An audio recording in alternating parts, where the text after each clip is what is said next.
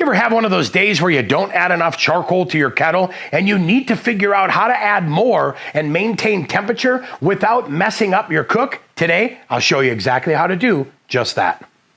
I get it, right? We filled the chimney, we started the charcoal, we divided it into the char baskets, we set up for indirect cooking, and then all of a sudden, we ran out of temp.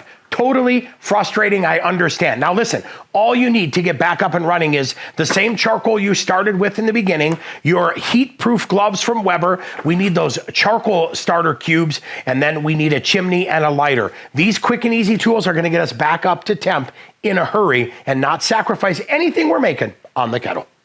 Well, like I said, it happened. We ran out of charcoal with about an hour and a half left on the ribs. So first thing I did was pulled the ribs off the kettle to get it all cleaned up, and then I added a little aluminum foil sheet down there. I'm gonna go ahead now and add enough charcoal to carry me the rest of the way, and then we'll go ahead and get this started. I don't want to add the raw unburned charcoal into these char baskets because what's going to happen is we're going to have ignition smoke. So I took those ribs off. We have them wrapped and holding warm inside. We'll go ahead and get this restarted next.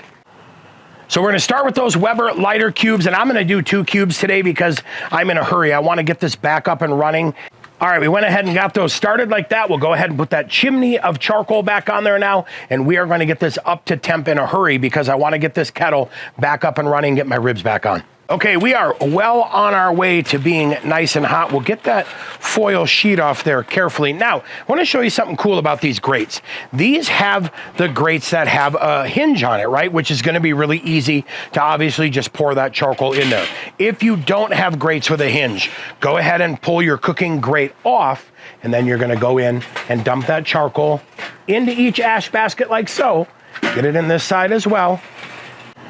All right, we'll go ahead and add our ribs back in there. Now we're good to go, right? The bottom and the top were set and holding us where we needed to be. So now we're gonna close it, let that temperature rise back up to where we want it again, and finish off our low and slow cook. But now we've got the heat to do it.